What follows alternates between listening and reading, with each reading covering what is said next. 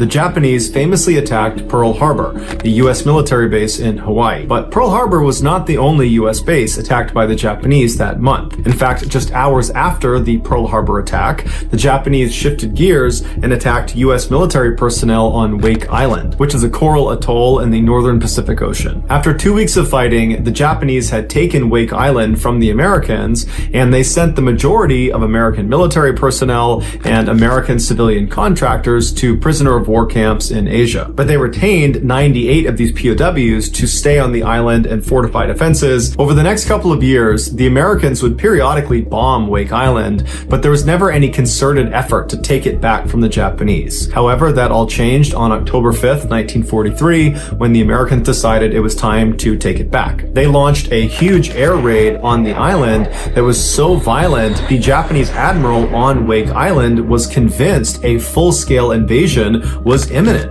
And so in his paranoia, he ordered the 98 POWs they had retained on the island to be executed. And so they marched these 98 POWs to the edge of the sea, they blindfolded them, and then they gunned them down. But in the chaos of the air raid and the execution, one of the American POWs somehow managed to escape. After the Japanese had left the area, this POW snuck back down to the execution site, and he carved into the rock a memorial for all 98 of the POWs. So he was including himself in that number because I'm sure he knew he would eventually be recaptured. This was a small area and he was the only American there. And sure enough, this POW was recaptured that day and he was personally executed by the Japanese admiral. The identity of this POW has never been determined. After the war ended, the Japanese admiral that ordered these executions was tried for war crimes, found guilty, and put to death himself. The so-called 98 Rock can still be seen on Wake Island today.